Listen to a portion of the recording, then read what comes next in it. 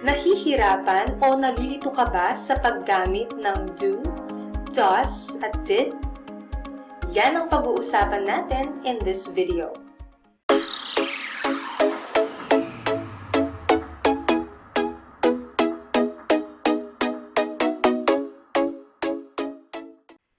Hi again, this is Teacher Ella. At kung bago ka pa lang sa channel ko, I offer here free online lessons, especially in English, that is of course inclined with our DepEd curriculum that caters fun and enjoyable activities. At kung nais mo pang matuto about English language and rules about grammar, I invite and encourage you to subscribe in my channel at huwag mo rin kalimutan na i-click ang notification bell para updated ka sa ating mga susunod pang mga lessons. Bago ako mag-upload ng another educational video, I conducted o nagsagawa muna ako ng experiment through my FB social media account. Dito, I posted several questions about do, does, and did. And may mga student na sumagot ng correct answers, pero may nakita rin ako na mga students na nagkamali sa pagsagot.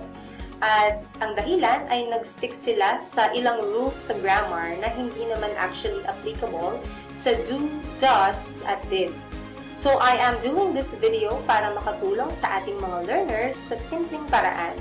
And I will try my best to discuss it as simple and easy as I can. So ano pang hinihintay natin? Let's start our discussion.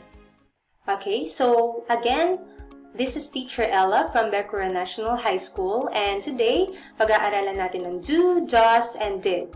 And, of course, I am using the Screencast-O-Matic to record this video.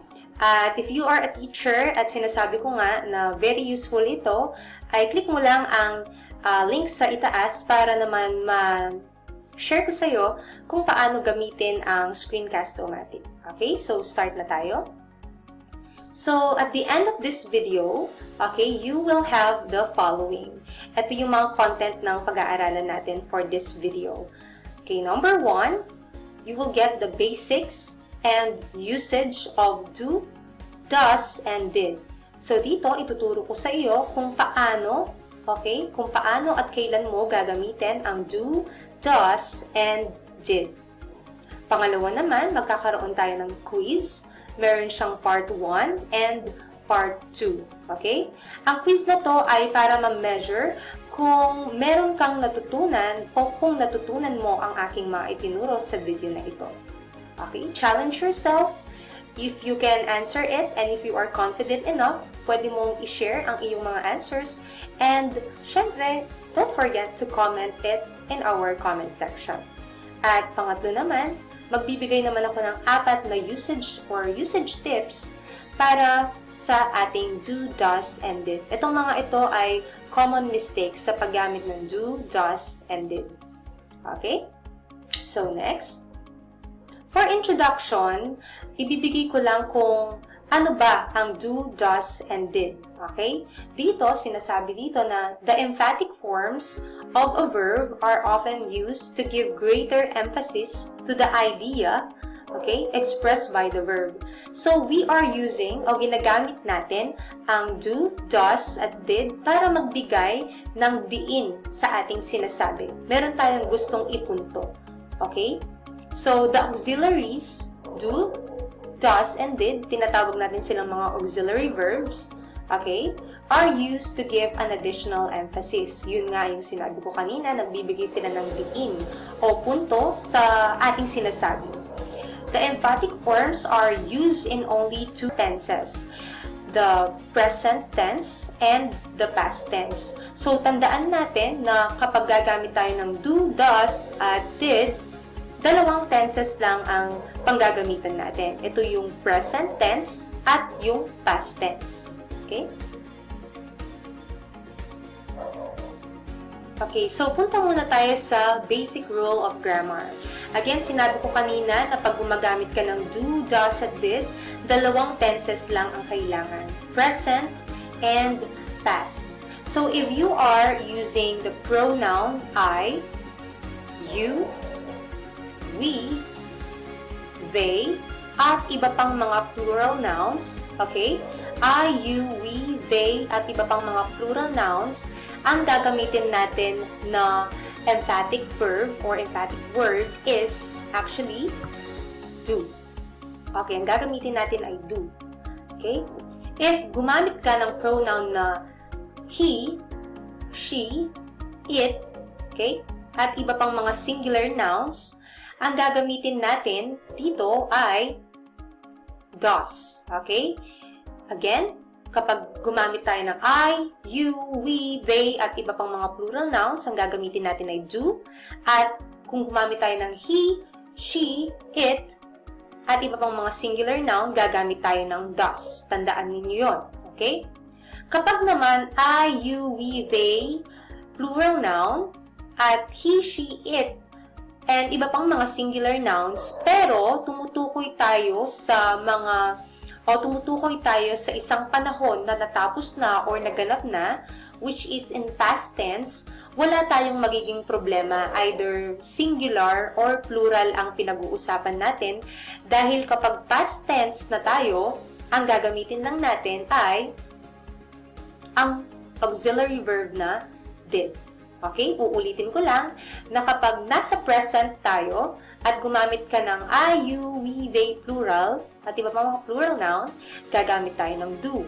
At kung naman he, she, it, at singular nouns, gagamit tayo ng does. At kapag singular or plural, pero past, okay? Past o nakaraan na, natapos na, okay? Ang gagamitin natin ay did. Okay? Sana nag-gets natin yon. Now, paano gamitin o saan ginagamit ang do, does, and did? Okay? Number 1 is making negative sentences. Okay? Ito yung mga sentence na merong not sa sentence. Okay? Meron siyang not sa sentence. So, you need to add not to the helping verb. Okay? So, magbibigay ako ng example. Okay? Number 1. Okay, ito. I like the red dress. Again, I like the red dress. Okay? Ang verb natin dito, or ang main verb natin dito, is actually yung word na like. Yan ang ating main verb. So, kung napapansin ninyo, wala tayong helping verb. Okay? Dun sa rule kasi natin, para maging negative yung sentence mo, kailangan mag-add tayo ng not dun sa helping verb. Pero dito sa ating sentence, wala tayong helping verb. So, kailangan magdadagdag tayo. Pero ang problema natin, ano ang gagamitin natin? Do, does, or did? Stick tayo dun sa rule kanina. So, pag gumamit ka ng pronoun na I at nasa present naman tayo, ang gagamitin natin ay, okay, very good. Sana nakuha niyo yung tamang sagot. Do. Okay? So, ang mangyari dito is I do. Okay? At ano pa? Maglalagay ka ng not. I do not like the red dress. Okay? I do not like the red dress. Ganyan ang magiging sagot natin. Ginawa na natin siyang negative sentence. Again, ang negative sentence, meron siyang not sa sentence. Again, I repeat, I do not like the red dress. Okay? Pero actually, sa oral communication, gumagamit tayo ng contraction. Instead na sabihin natin na I do not like the red dress, instead we are saying I don't like the red dress. Okay, ginagamit natin yan for oral communication. Kapag nakikipag-usap ka, hindi mo na kailangan sabihin na I do not like the red dress. Instead, gagamit ka ng contraction at sasabihin mo na I don't like the red dress. Okay? Sana naintindihan natin yun, ang ating number 1. So, ano ba ang formula natin para sa negative sentences? Okay? Sa pag-add ng not. Ang ating formula, magbibigay ako dito ng formula just like math. Okay? Subject plus do or does. Of course, depende kung plural ba or singular ang iyong subject. So, kapag mga singular, gagamit tayo ng does. At kapag naman plural, ay gagamit tayo ng do. plus yung word na not, plus yung ating main verb. Pero take note na ang ating main verb dapat ay laging nasa base form. Okay? Ma'am, ano po ba yung base form? Ito yung simplest form ng isang verb. Pero hindi tayo naglalagay ng letter S or D or ED. Okay? Yun yung kanyang pinaka base form. Okay? Plus the rest of the sentence. Okay? So, let us have the example. He plays the chess. He plays the chess. So, ano ang gagamitin natin dito? Stick tayo sa formula. So, ang ating subject ay he. So, singular siya. So, gagamit tayo dito ng anong gagamitin natin? Do or does. Okay? Dahil singular si he, gagamit tayo ng does. So, he does plus the word not, he does not. Place ba ang gagamitin natin? Place ba ang gagamitin natin sa main verb? Hindi, dahil kailangan nasa base form siya, wala siyang S. So, ang ating magiging sagot ay, he does not play, the rest of the sentence, he does not play the chess. Again, he does not play the chess. And of course, kapag nga sinasabi nating oral communication, gagamit tayo ng contraction, pwede natin siyang sabihin na he doesn't play the chess. He doesn't play the chess. Okay? So that is number 1. Sana nakukuha ninyo at sana hindi kayo nabibilisan sa ating discussion. Okay, continuation. Try natin sagutan ang exercise na ito. Hindi ko aalisin dito yung formula na subject plus do or does plus yung word na not plus yung main verb na nasa base form plus the rest of the sentence. So, ang gagawin lang natin is gagawin nating negative sentence etong mga positive sentence. Again, kapag sinabi nating negative sentence, meron siyang not sa sentence. Okay? By the way, pwede mong i-pause ang video na to at try mong sagutan ang mga questions na ito at balikan mo na lang after mong matapos para at least nalalaman mo sa sarili mo and i-challenge mo rin ang sarili mo kung talagang nagigets mo ang ating discussion. Okay? So, as a continuation, try natin sagutan ito. You dance, for number 1, you dance gracefully. So, ang ating subject ay you, kaya gagamit tayo dito ng do. Okay? You do not. Okay? Ang sagot natin ay, you do not dance gracefully. You do not dance gracefully.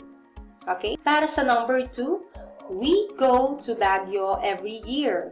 We go to Baguio every year. So, ang ating pronoun ay we at ito ay plural, kaya gagamit tayo ng do.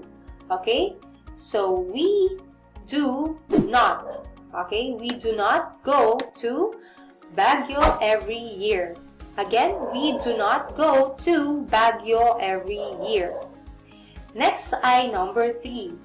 She wants a new bag. She wants a new bag. So, ang ating pronoun na ginamit dito ay she. So, ang ating auxiliary verb na gagamitin ay ano ba? Okay, tama ba ang sagot ninyo? Ang gagamitin natin ay does. Okay? She does not. At ano ang main verb ng wants?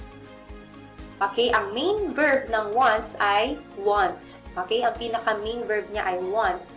Without S and adding D or ED. So, ang sagot natin ay she does not want a new bag. She does not want a new bag. Okay? At ang number 4 ay, the room looks comfortable. The room looks comfortable. Yes, comfortable po siya, hindi siya comfortable. Okay? The room looks comfortable. Now, ang ating subject dito ay room. At ang room ay singular, kaya gagamit tayo ng, ano ang iyong sagot?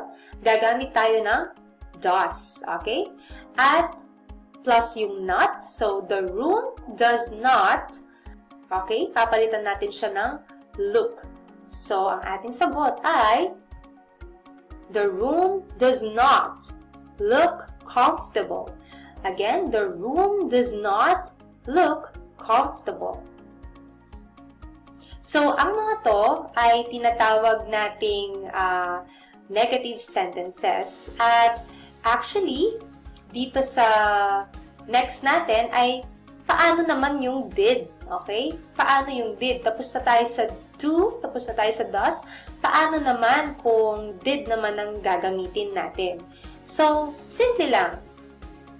Gagamitin lang natin ang naka-emphasis siya. Ang formula na to, papalitan lang natin ng did ang do at saka does. So, for number 1, kung you do not dance gracefully, ang sagot natin, magiging siyang you didn't dance gracefully for oral communication. No? You did not or you didn't dance gracefully. At dun naman sa number 2, we do not go to Baguio every year.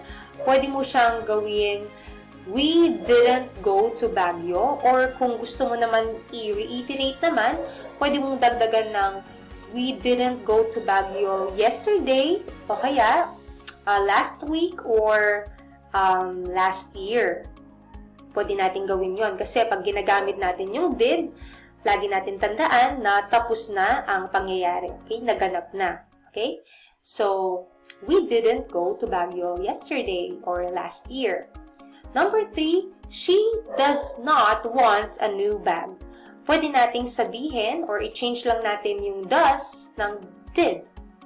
So, she didn't want a new bag. She didn't want a new bag. At ang pinaka-last natin ay, that room does not look comfortable. Magiging siyang, the room didn't look comfortable. Okay? So, ulitin lang natin. You didn't dance gracefully. You didn't go to Baguio. Pwedeng yesterday or last year. She didn't want a new bag. Or, yung pinaka-last, that room didn't look comfortable. Sana nagigets nyo ang ating discussion. Okay, so now tapos na tayo dun sa ating first usage ng do, does, at did.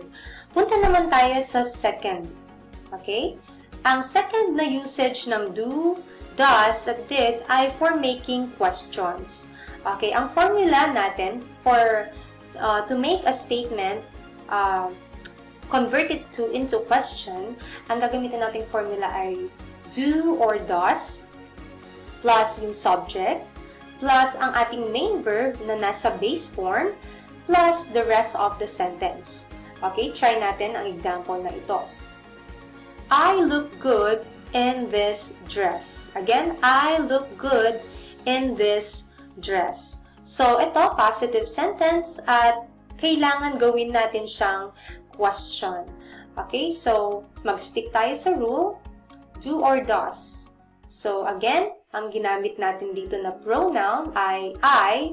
So, we must use the auxiliary verb na do. So, do I.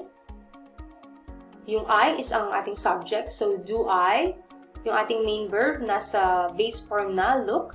Do I look good? So, ang ating sagot ay, do I look good in this dress? Do I look good in this dress? Okay, sounds good, right? Do I look good in this dress? Okay, I hope na nakuha nyo yung ating second usage ng do, does, at did. So, let us have more examples. Okay, so dito we have you speak Greek. You speak Greek. Next is we have a test in English. We have a test in English. Next is Ma'am Ella works every weekdays. Ma'am Ella works every weekdays. Next is this wallet has a money. This wallet has a money. Again, kung gusto mong i-try at gusto mong sagutan muna, you can pause this video and i-play mo na lang kapag matapos mo nang sagutin yung ating mga questions para malaman kung nakaka-catch up ka dito sa ating discussion. Okay? So, try na natin sagutan. So, first is, you speak Greek. So, ang ginamit natin dito na pronoun is you. Ang gagamitin natin ay do. Okay? Do you? Ang ating subject ay you. So, do you speak? Okay? So, ang ating answer is, do you speak Greek? Do you speak Greek? Okay? Second is, we have a test in English. So, ang ating pronoun ay we. So, ang ating gagamitin ay do. So, do we have? Okay? Ang have kasi ay base form na siya. Wala siyang S, wala siyang D or ED. So, we have or do we have a test in English? Okay, that's our answer. Do we have a test in English? Okay, and then next is, Ma'am Ella works every weekdays. Okay, ang gagamitin natin na auxiliary verb kung do or does, ano ba? Ma'am Ella is singular, kaya gagamit tayo ng does dito. Okay, so does Ma'am Ella, ano kaya ang base form ng works? So, dapat wala siyang S, kaya gagawin natin siyang work. Does Ma'am Ella work every weekdays? Does Ma'am Ella work every weekdays? Okay? At yung last natin na example ay, this wallet has a money. This wallet has a money. Ang ating pronoun, ang ating noun dito ay wallet, no? It is singular, kaya anong gagamitin natin? Ang gagamitin natin dito ay does. Okay? Does this wallet, okay? Ano bang gagamitin natin? Does this wallet has a money ba? Okay, tandaan na ang base form, wala siyang S, at ang base form ng has ay have. Kaya ang ating answer will be, does this wallet have a money? Does this wallet have a money? So, uulitin ko lang ang pagbasa ng ating mga questions. First is, do you speak Greek? Do you speak Greek? Second, do we have a test in English? Do we have a test in English? Next, does Ma'am Ella work every weekdays?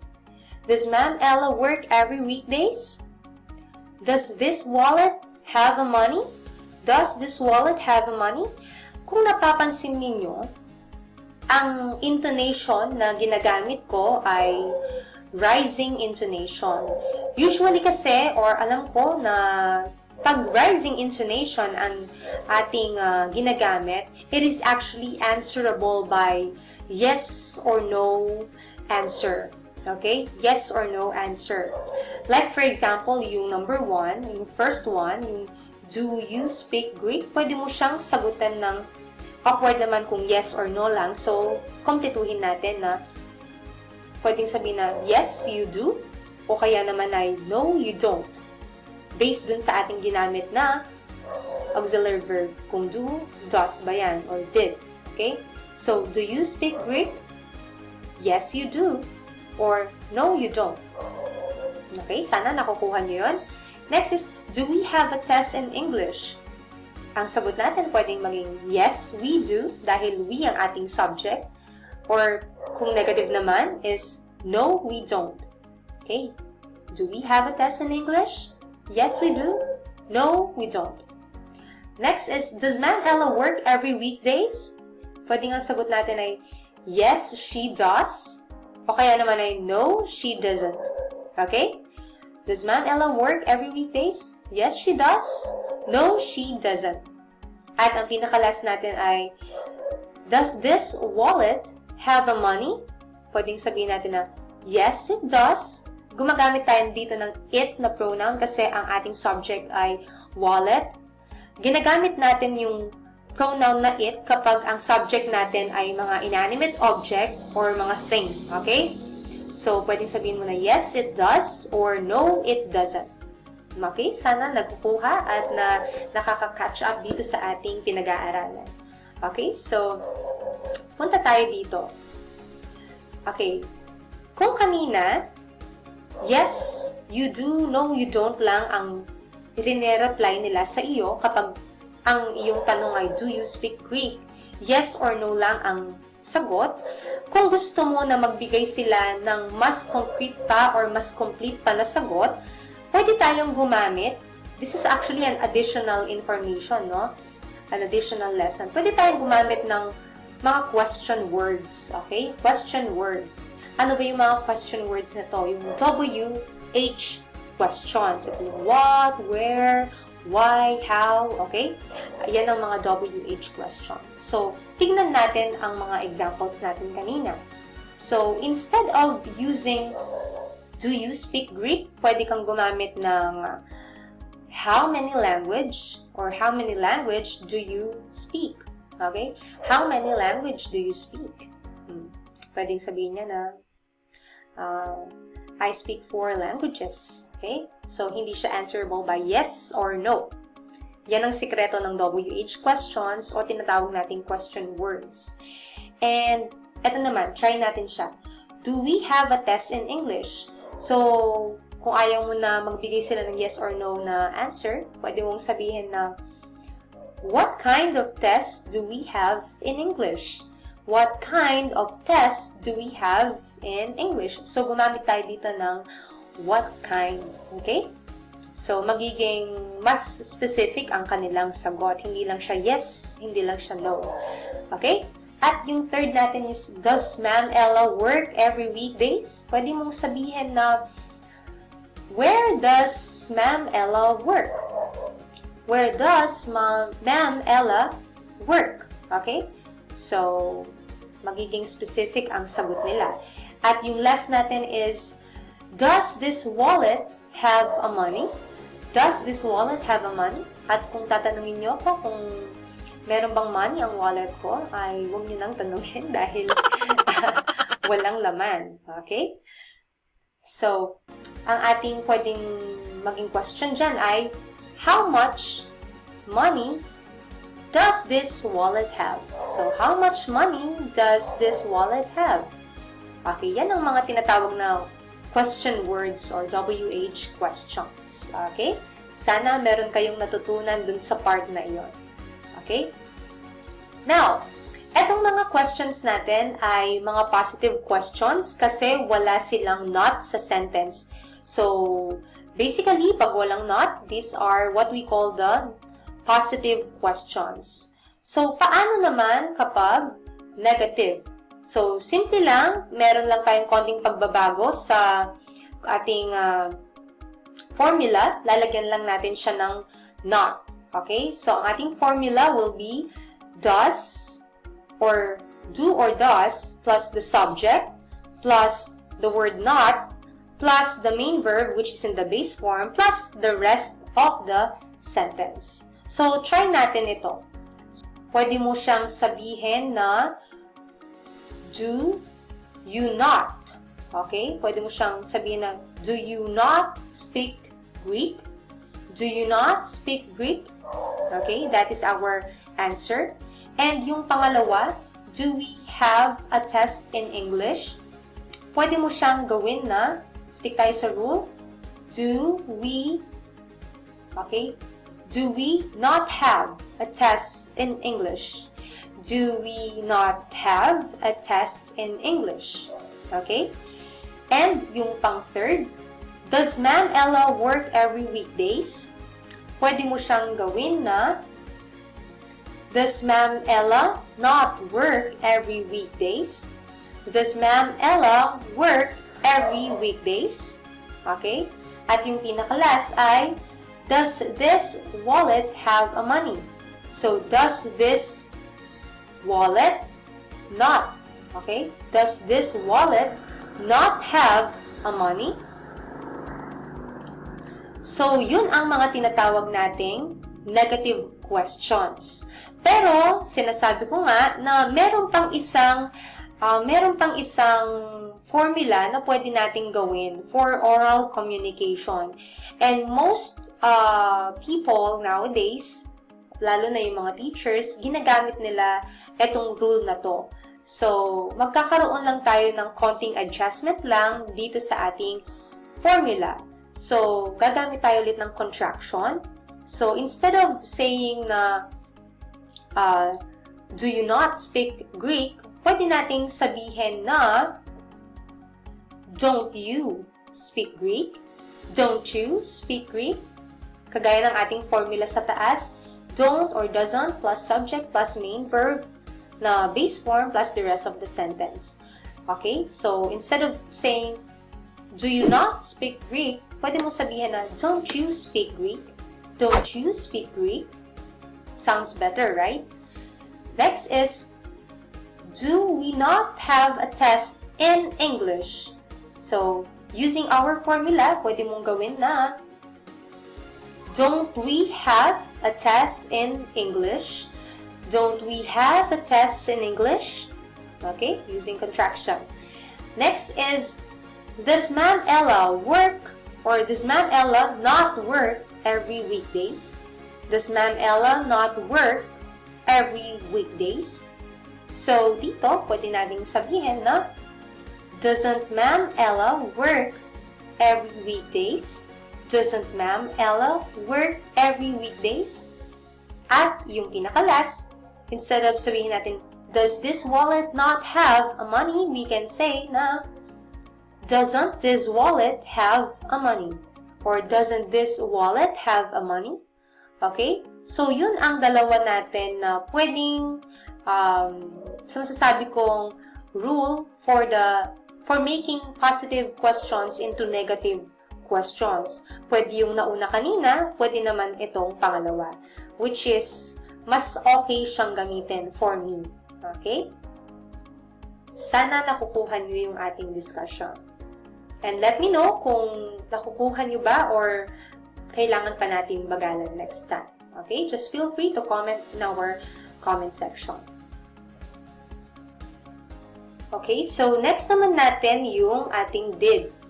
Okay? So, may konting changes lang naman sa ating formula.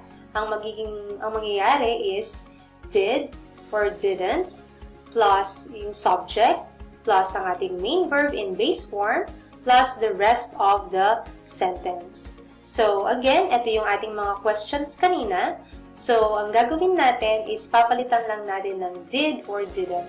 So, for first one, do you speak Greek? It will be, did you speak Greek? Okay, ganun lang siya kadali. Papalitan mo lang siya ng did. Okay?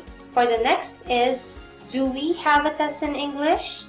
It will be, did we have a test in English? Okay. Next is yung third natin, yung does Ma'am Ella work every weekdays? So, dito sa ating next sentence, medyo tricky siya kasi meron siyang word na every na pang present, no? So, din siya para maging applicable siya for past. Okay? Pwede siyang maging, did Ma'am Ella work last week? Okay? Mas okay siya. Did Ma'am Ella work last week? Huwag na natin gamitin yung word na every. Okay? Next is, does Ma'am or does this wallet have a money?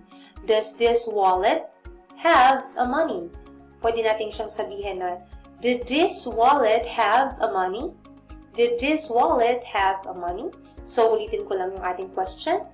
Did you speak Greek? Did we have a test in English?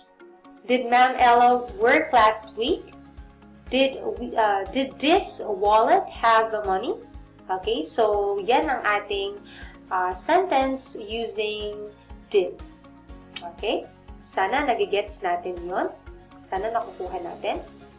Okay, now, by this time, ibibigay ko na yung ating 4 usage tips. Ito, karaniwan, napapansin ko, may mga rules sa English na nag-stick yung ibang mga learners, pero hindi applicable sa do, does, and did. So, ito, mga common mistakes na gagawin or bibigyan natin ng linaw sa pagkakataong ito. Okay? So, ang number 1 na usage tip natin is modal verbs. Okay? If you are not familiar with modal verbs, anyway, i-vlog din natin yan. Magkakaroon tayo sa ating mga next videos. Ito yung can, could, will, would, shall, should, may, might, and must. Okay? Modal verbs ang tawag natin dyan. So, ang example natin dito is number 1, I can sing. So, gumamit tayo ng modal verb na can. Ang common mistake na ginagawa ng ibang mga tao is gagawin nilang negative, maglalagay sila ng emphatic na does or don't or didn't. Okay, so mali na sabihin natin na I can't swim. Unang-una, medyo masakit siya sa tenga. Isa rin yun sa mga clue natin, no? Kung hindi maganda yung sound, medyo sigurado may mali sa ating sentence. So, just like for example, ito, I can't swim. So, mali siya. Huwag na natin gamitin ang mga emphatic na words na do, does, or did. Okay? Kapag gumamit tayo ng modal, as is na siya. Dadagdag lang natin yung not. Like for example, ito, I cannot swim. I cannot swim, or kung mag-stick tayo sa oral communication, pwede nating sabihin na I can't swim. Mas okay siya. I cannot swim or I can't swim. That is our first tip for modal verbs. Okay? Sana nakukuha natin yon. And yung ating second tip is this one. The verb be. Okay? The verb be. Actually, ang mga be verbs na tinatawag natin ay tinatawag din natin mga most special case of verb. Bakit tinatawag natin na most special case of verb? Kasi they do not need helping verb. Okay? They do not need helping verb. Hindi na kailangan ng helping verb ang mga verbs na to. Just like for example, yung am, is, are, was, at were. Okay? So, am, is, are, was, were. Let us have this example. Number 1. I am an English teacher. I am an English teacher. So, yung am natin dito nasa present form, at yung iba, kapag ginagamit nila ito sa negative, ginagawa nilang ganito. I don't am an English teacher, which is incorrect. So, hindi na natin kailangan i-reiterate or ibigyan ng emphasis ito, nalalagyan mo pa ng do, does, at did. Okay? Or in negative, doesn't, don't, at didn't. So, pwede mo na siyang gawin na ganito lang. I am not. Okay? Simply putting not after the be verb na I am not an English teacher. I am not an English teacher. Or, kapag gumagamit tayo ng contraction, pwede nating sabihin na I'm not an English teacher. I'm not an English teacher. Okay? So, again, I am not an English teacher or I'm not an English teacher. Yun ang ating usage tip number 2 for the verb be. Okay, sana nagets na po yun. And for the usage tip number 3, okay, the double do. Okay, again, the double do. Yes, bakit natin siya tinawag na the double do? Kasi, gagamit tayo ng dalawang do sa sentence, pero, okay tandaan natin, yung isang do ay pwede siyang maging helping verb at yung isang do naman ay magiging main verb. Okay? Magkaiba yung dalawang yan. Yung isa, helping verb, at yung isa naman ay magpa-function siya as ang role niya ay main verb. At para malinawan kayo, magbibigay tayo ng example dito. Number 1, I do planting in my free time. I do planting in my free time. Okay, nagtatanim daw siya kapag meron siyang free time. So, ang main verb natin dito ay do. Okay, ang main verb natin ay do. I do planting in my free time. So, pwede nating sabihin, okay, na ganito. I don't do planting in my free time. At kung napapansin niyo dito sa ating sentence, dalawa yung ating do. Okay? Don't at saka yung do. Yung don't, ito yung ating helping verb. At yung ating do, yung ating main verb. I don't do planting in my free time.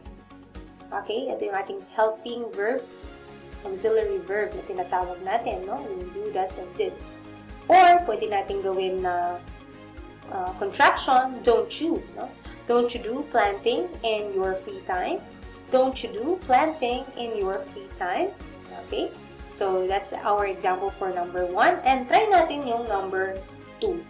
So, here, Anna always does her homework on time. Anna always does her homework on time. Pwede natin siyang gawin na Anna doesn't do her homework on time. Anna doesn't do her homework on time. Again, kaya nga double do kasi dalawa yung do na ginagamit natin sa sentence. Or yung isa naman, kapag contraction siya, doesn't Anna do her homework on time? Doesn't Anna do her homework on time? Okay, so that is our tip. Number 3, the double do. At ang pinaka-last natin na tip ay this one. Okay? Again, dun sa introduction, ang sinabi ko naman kanina is yung do, does, and did. Ginagamit natin siya for emphasis. So, usage tip number 4 is for emphasis. Ginagamit natin ito para mabigyan diin, to emphasize something. So, let us look our examples. So, number 1, I love you. Yung ating sentence, I love you. So, kung gusto mong diinan or kung gusto mong i-reiterate na talagang mahal mo ang isang tao, pwede kang gumamit ng word na or emphatic verb na do. So, again, ang ating subject ay, ang ating pronoun ay I, so gagamit tayo ng do. So, I do love you. Instead of saying I love you, you can say I do love you. Okay, you need to emphasize what you feel, yung nararamdaman mo. Okay? Number 2 is Ben sings beautifully.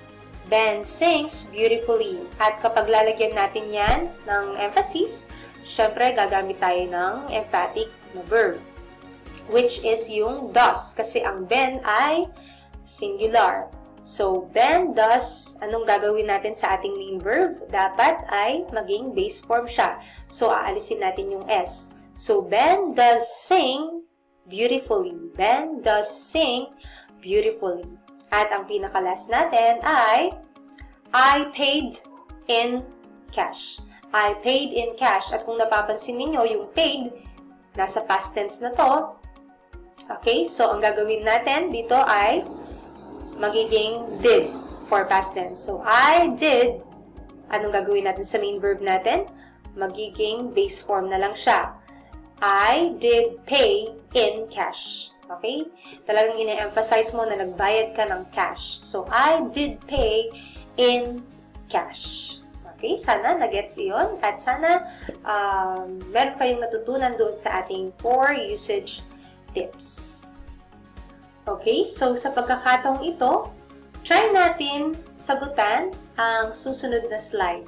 Okay, dito malalaman natin kung meron ka bang natutunan or na-master mo ba ang rule for do, does, at did. So again, I am emphasizing na kung ito-try mo isagutan or ito-try mo sagutan ang mga sumusunod na tanong, you can pause this video for a while and then kapag natapos mo ng sagutan, pwede mo i-play siya ulit. Okay, para matignan or evaluate mo ang sarili mo kung nakuha mo ang ating discussion. So, for part 1, ang gagawin lang is fill in the blank with do or does. So, pipili ka lang dito kung ano ang appropriate, if it is do or does. So, number 1, ang ating tanong is blank, you have some free time. Blank, you have some free time. Number 2, how long blank it take to travel, or how long blank it take you to travel. Number 3, how blank you study English. How blank you study English. Number 4, blank he do yoga regularly. Number 5, she blank the work always. Okay? So, pipili ka lang kung do or does ang sagot. Okay, so, time to check our answers. So, for number 1, ang ating sagot ay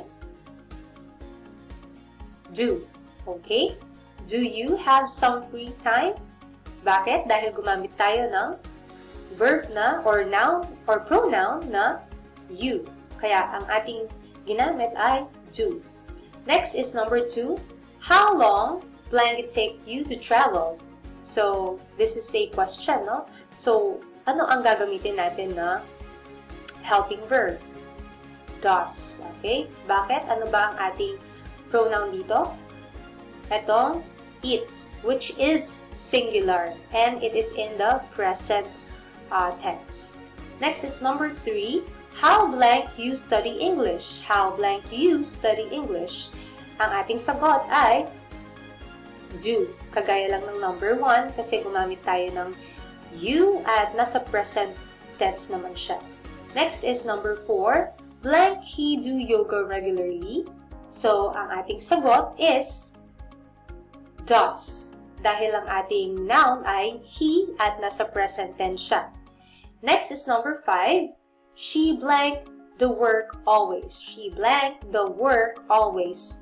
At ang ating sagot ay does. Okay? Bakit does? Kasi ang ating pronoun ay she at ang kanyang tense ay nasa present tense. Okay? Sana nakuha mo at na-perfect mo ang part 1. At if you got a perfect score, please let me know by commenting in our comment section.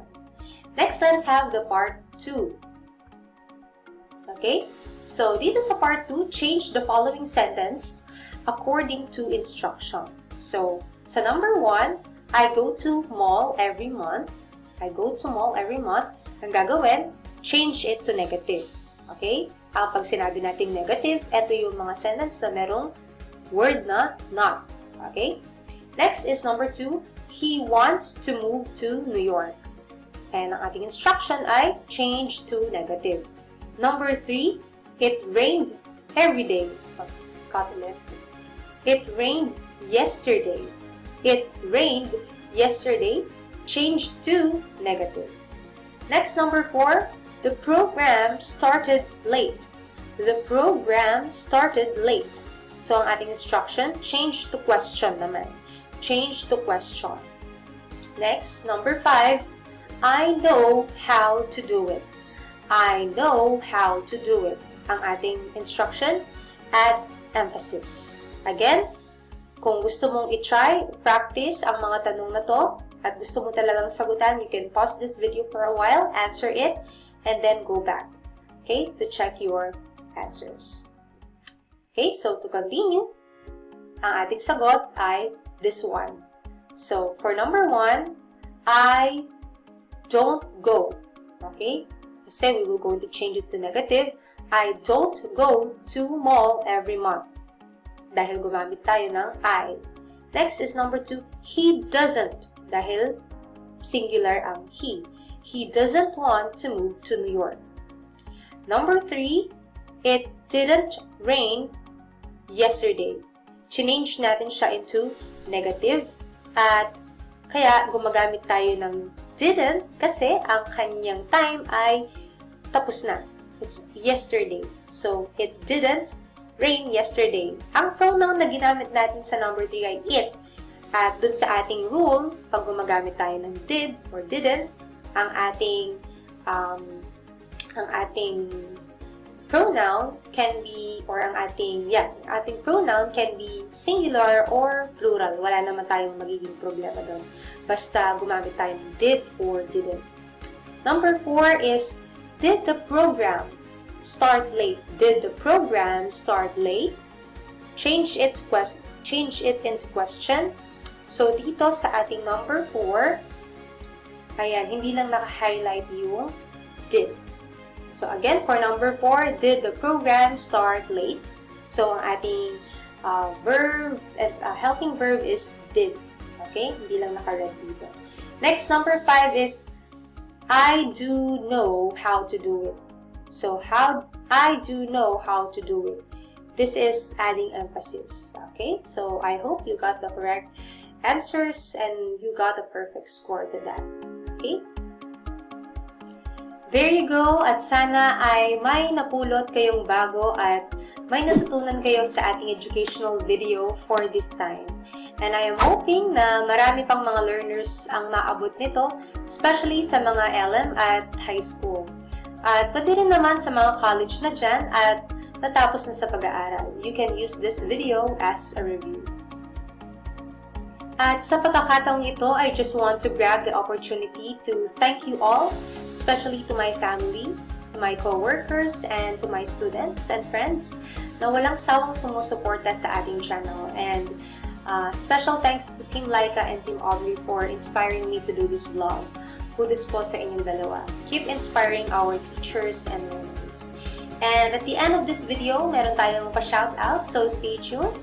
Again, this is Ma'am Ella from Beverly National High School. Hope to see you again in our next video. Bye!